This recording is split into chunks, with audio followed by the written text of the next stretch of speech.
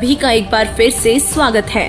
दर्शकों, आज हम आपको रामायण की कथा ही सुनाने वाले हैं। बस फर्क इतना है कि जो कथा हम हमेशा से सुनते आए हैं उसमें हमारी कुछ शंकाएं रह जाती हैं, जो हमारे दिमाग में तो आती हैं परंतु हम उसके बारे में सोचना बंद करके अन्य कामों में व्यस्त हो जाते हैं। कुछ लोगों की शंकाएं जब हमारे सामने आई तो उनकी शंकाओं का समाधान करने के उद्देश्य से हम आज का ये वीडियो लेकर आए हैं। शंकाएं कुछ ऐसी थी। जब सीता माता को रावण जंगल से उठाकर ले गया तब भगवान श्री रामचंद्र जी सभी वृक्षों व जानवरों से सीता माई के बारे में पूछते हुए विलाप कर रहे थे। इसका क्या कारण है? क्या वे भी हमारी तरह आम इंसानों की तरह मोह में बंधे हैं? यदि श्री रामचंद्र जी भगवान हैं, तो वे स्वयं क्यों नहीं पता लगा सके कि सीता माता कहाँ है?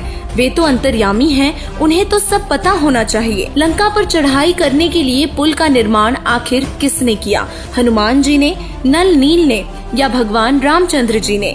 जब रामचंद्र जी और लक्ष्मण जी को सर्पों ने बांध लिया था तो वे अपनी शक्ति से आजाद क्यों नहीं हो पाए? आखिर उन्हें गरुड़ की सहायता क्यों लेनी पड़ी? वे तो भगवान थे।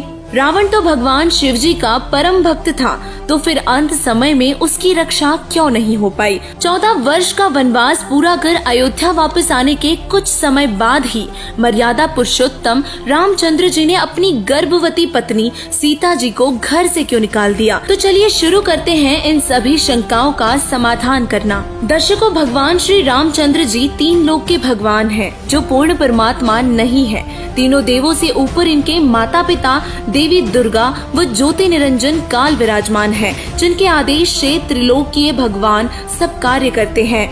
तीनों देव के पिता ब्रह्म ने ही भगवान श्री कृष्ण जी में प्रवेश करके गीता का ज्ञान दिया था, जिसमें उन्होंने ये स्पष्ट किया कि बुद्धिमानों की बुद्धि व बलवानों का बल मेरे हाथ में है। मैं जब चाहूँ ऑन कर दूं और जब चाहे बंद कर दूं। इसी कारण श्री रामचंद्र जी को ये पता नहीं लग सका कि उनकी पत्नी का अपहरण आखिर किसने किया और वो कहाँ है, सुरक्षित है भी या नहीं, किस स्थिति में है। जबकि रामचंद्र जी जिस समय विलाप करते हुए सभी वृक्षों व पशु पक्षियों से सीता माता के बारे में पूछ रहे थे, तब माता पार्वती जी सीता रूप बनाकर उनके सामने प्रकट हो गई। परंतु श्री रामचंद्र जी ने उन्हें तुरंत पहचान लिया और बोले, हे दक्ष पुत्री माया, आप अकेली कैसे आई?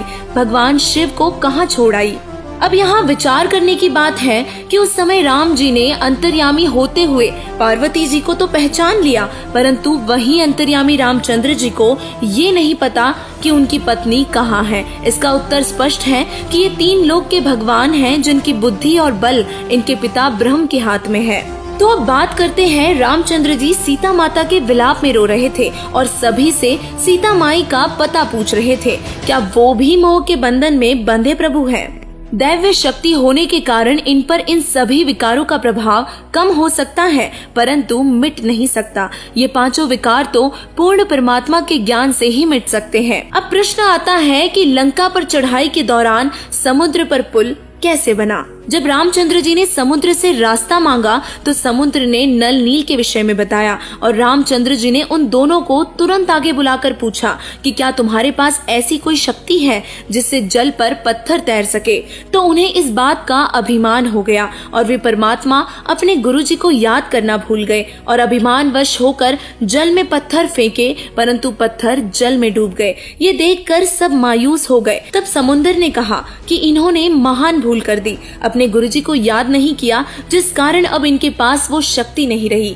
तब नल नील को पश्चाताप हुआ और अपने गुरुजी को याद करने लगे। तभी ऋषि मुनिंदर जी वहां पहुंचे और कहा कि अब तुम दोनों के पास ये शक्ति कभी नहीं रहेगी। जिसके बाद रामचंद्र जी ने मुनिंदर ऋषि से आग्रह किया कि हे महापुरुष, जब आप अपने शिष्यों को ये शक्ति दे सकते हैं तो आप मेरी भी सहायता कर सकते हो। हे महात्मा जी, कृपया मेरी सहायता कीजिए। तब कबीर परमेश्वर जी ने एक पहाड़ी के चारों तरफ अपनी डंडी से लकीर खींच दी और कहा कि इस पहाड़ के सब पत्थर हल्के हो गए हैं और ये पानी में नहीं डूबेंगे। तुम इनसे पुल बना सकते हो। रामचंद्र जी ने और सभी ने मुनिंदर ऋषि जी को प्रणाम किया और पुल बनाने लगे।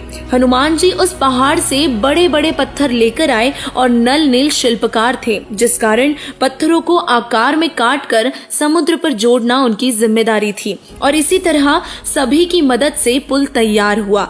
परंतु पुल बनाने वाले पूर्ण परमात्मा थे, जो मुनिंदर ऋषि के रूप में त्रेता युग में आए हुए थे। तो अब बात करते हैं युद्ध के दौरान, जब श्री रामचंद्र जी, लक्ष्मण जी व उनकी सेना को सर्पों ने बांध लिया था, तब वे बंधन मुक्त परमात्मा भगवान विष्णु जी स्वयं बंधन मुक्त क्यों नहीं हो सके और उन्हें गरुड़ की सहायता की आखिर क्यों जरूरत पड़ी। दर्शकों, भगवान श्री रामचंद्र जी बंधन मुक्त परमात्मा नहीं है, वे स्वयं इस काल लोक में काल के बंधे हुए हैं।